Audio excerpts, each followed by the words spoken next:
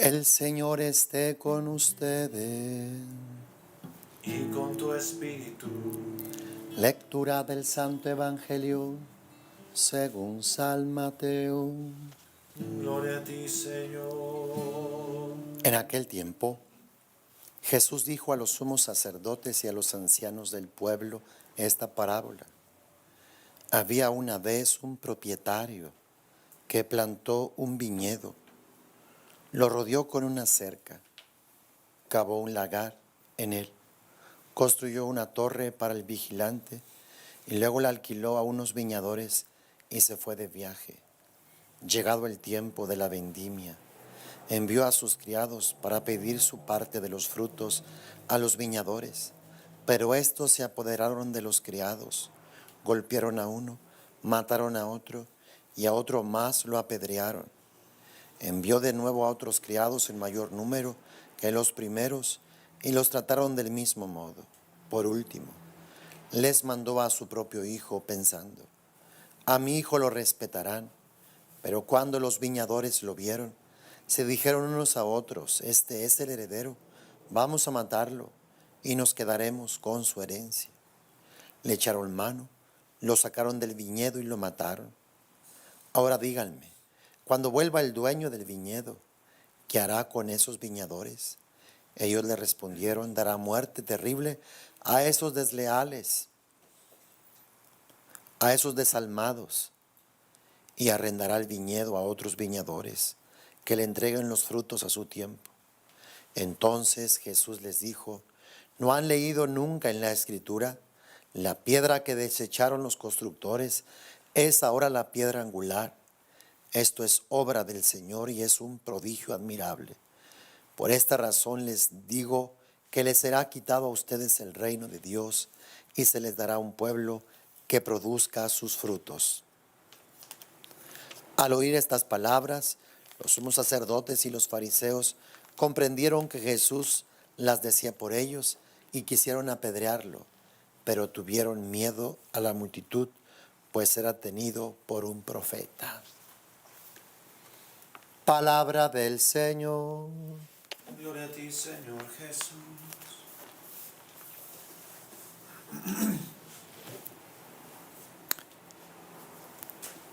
En la primera lectura encontramos una parte de la historia de José. José, pues en un tiempo fue el hijo más chico de Jacob. Lo tuvo con aquella mujer a la cual más amaba. De alguna forma, Jacob tenía preferencias por José. De alguna forma, pues lo favorecía. Dice, le había hecho una túnica de amplias mangas. Sus hermanos, viendo que lo amaba más que a todos ellos, llegaron a odiarlo al grado de negarle la palabra. Pues creo que pues esto es lo que ocasiona cuando los hijos ven preferencias de los padres sobre alguno de los hijos, pues hacen que los demás hermanos pues los odien, los aborrezcan, que incluso quieran matarlos. No es fácil. Generalmente y muy secretamente hay preferencias. Los papás, ellos dicen, a todos los quiero igual, todos son iguales, pero carnalmente, humanamente, pues hay preferencias. Y los demás hijos las notan de alguna otra forma, aunque los padres lo nieguen.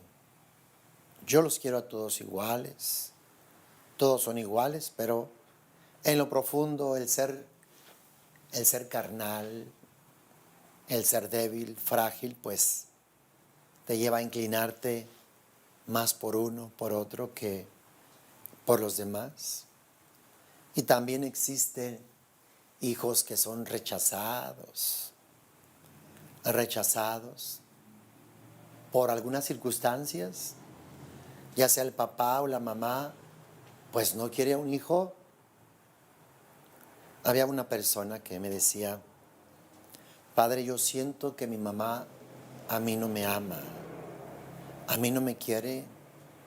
Y así, muy frecuentemente la veía, platicábamos: mi mamá no me ama, no me quiere, hasta que ella descubrió que era adoptada, que no era hija de ella. Ella sentía en su corazón, ella lo sabía en su interior, pero no en su mente. Ella intuía que había algo que no la unía totalmente a ella. Aunque es otro caso, ¿verdad? Pero aunque haya hijos legítimos, hay mamás, papás que en lo profundo rechazan a un hijo, a una hija. ¿Y cuánto daña esto? ¿Cuánto daña uno o lo otro? Tener preferencia por un hijo, pues dañará a los demás hermanos y dañará también al hijo de las preferencias, porque los demás hermanos lo aborrecerán. Los demás hermanos, pues, lo rechazarán. Contará con el favor del papá o de la mamá, pero los hermanos se encargarán de hacerlo pedazos, como en el caso que estamos leyendo de José. Bueno, en este caso, pues José también era un favorecido de Dios. En el caso de Dios, ¿qué le vamos a hacer? Dios, dice la palabra, que tiene misericordia de quien Él quiere. Dios derrama su gracia en el que le da la gana. ¿Y cómo contender con Dios? ¿Cómo pelear contra Dios? Dios bendice a quien Él quiera bendecir. Y en el caso de José, José era un hombre bendecido por Dios.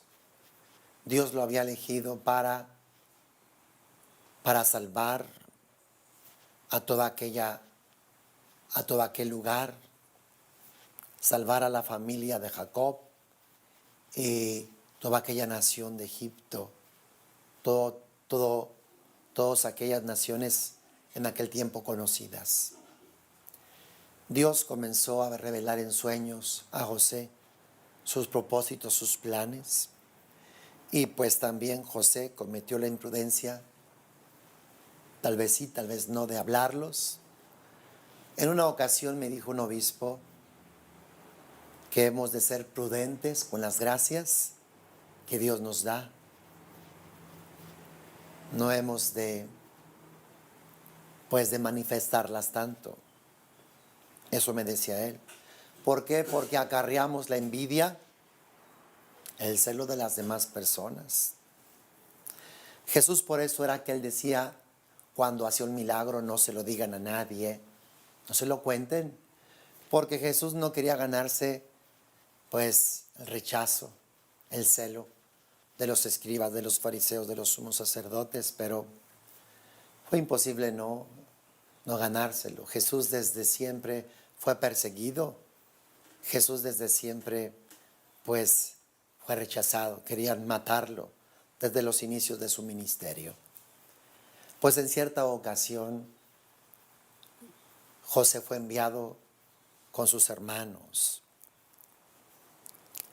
Dice: un día en que los hermanos de José llevaron a Siquem los rebaños de su padre, Jacob le dijo a José: tus hermanos apacientan mis rebaños en Siquem, te voy a enviar allá.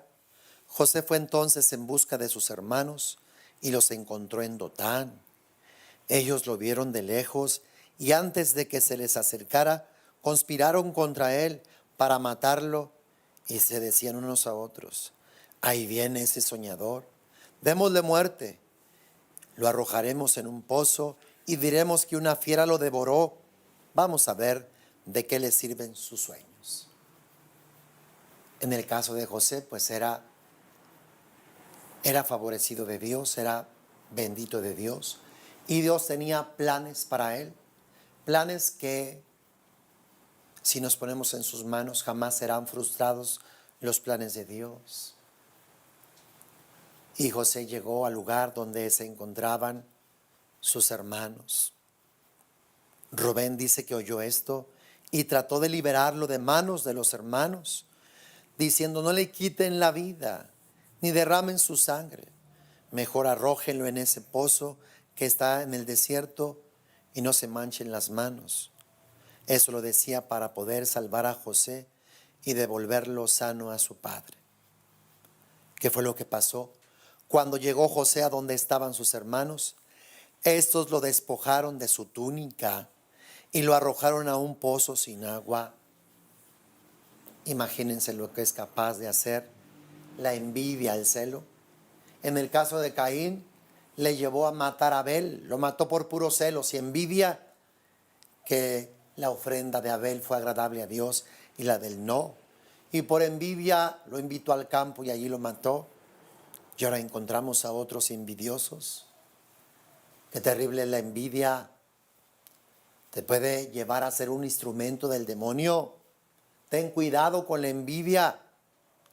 Que la envidia no carcoma tu corazón. Que la envidia no envenene tu interior.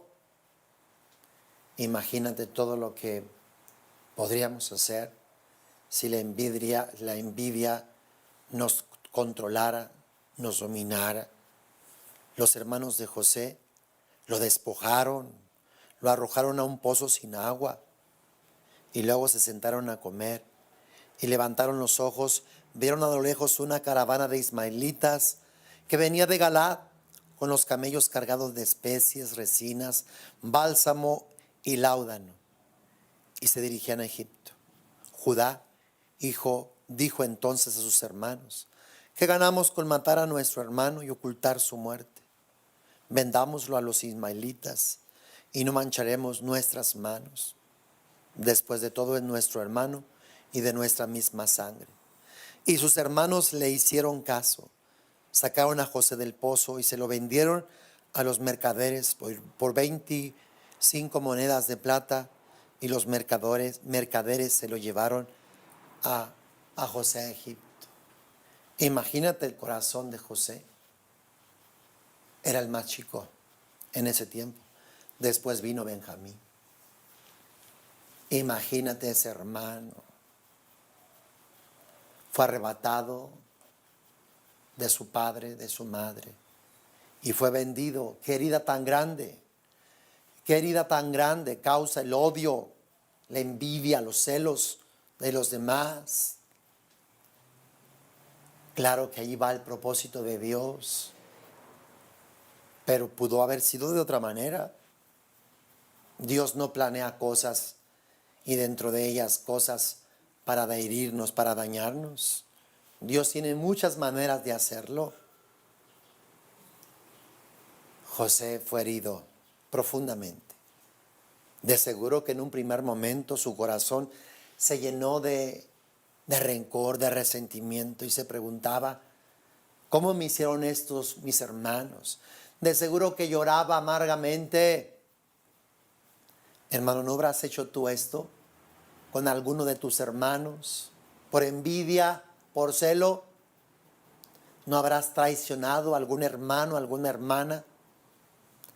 ¿No habrás matado? ¿Qué habrás hecho? ¿Qué hiciste? ¿Qué has hecho con tu hermano por envidia, por celos? ¿A qué te llevó ese odio, ese rencor, ese sentimiento? ¿Puedes imaginar el dolor de tu hermano, de tu hermana? De lo que le hiciste por envidia, con alevosía, con ventaja. ¿Cómo lo afectaste? ¿Cómo lo dañaste? ¿Cómo lo destruiste? Porque recuerda que no se mata solamente con quitar la vida, con calumnias, con mentiras, con hablar mal de él, con persecución. También se daña, también se mata, también se afecta a una persona. Encontramos a José en Egipto, triste, tal vez siendo un adolescente. José fue fiel a Dios. José de seguro que aprendió a perdonar a sus hermanos. José creyó que sus sueños podían llegarse a realizar a pesar de aquella gran herida en sus entrañas. Y así fue. José pudo perseverar en Dios. José pudo mantenerse firme en Dios. Y Dios no lo abandonó. Dios no lo traicionó. Dios fue obrando, actuando en él, hasta que llegó a ser el gobernador de Egipto. Puedes imaginar, si tú eres fiel a Dios, aunque haya envidias, celos, traiciones, nadie podrá contra los planes de Dios. Puedes imaginar tú perturbando los planes de Dios, tú oponiéndote a lo que Dios quiere realizar. Imagínate tú luchando contra Dios. Que nunca te pase eso. Por eso abre bien los ojos antes de obrar y actuar. No sea que estés peleando contra Dios, como los hermanos de José. Les ganó la envidia, el celo. No creyeron realmente que Dios estuviera manifestándose en él. Y hicieron este mal. Lo vendieron. Lo separaron de sus padres, al hijo menor, y lo vendieron a Egipto como esclavo. Si tú te pones en las manos de Dios, Dios obrará a ti que te han dañado, a ti que te han ofendido, a ti que te han traicionado, vendido y demás. Si tú eres fiel a Dios, Dios hará que esas heridas se transformen y se cambien. Descubrirás los planes y proyectos de Dios a pesar de lo que te hirieron. Si tú sabes perdonar, si tú sabes pasar por alto las ofensas de los demás, Dios cumplirá en ti sus propósitos, sus planes, como en José. Que después José, aunque claro con dolor, entendió que Dios se valió incluso de aquel dolor y de aquellas heridas para llevar sus planes y propósitos. Encontramos ya al final a José siendo el gobernador, el segundo de Faraón. ¿Puedes imaginar? Imagínate cuando los hermanos fueron a comprar víveres a Egipto, cuando se dieron cuenta que el gobernador era su hermano, a quien habían traicionado, vendido, a quien habían intentado matar y que finalmente vendieron. Imagínate la humillación, el temor, el miedo de que José se vengara.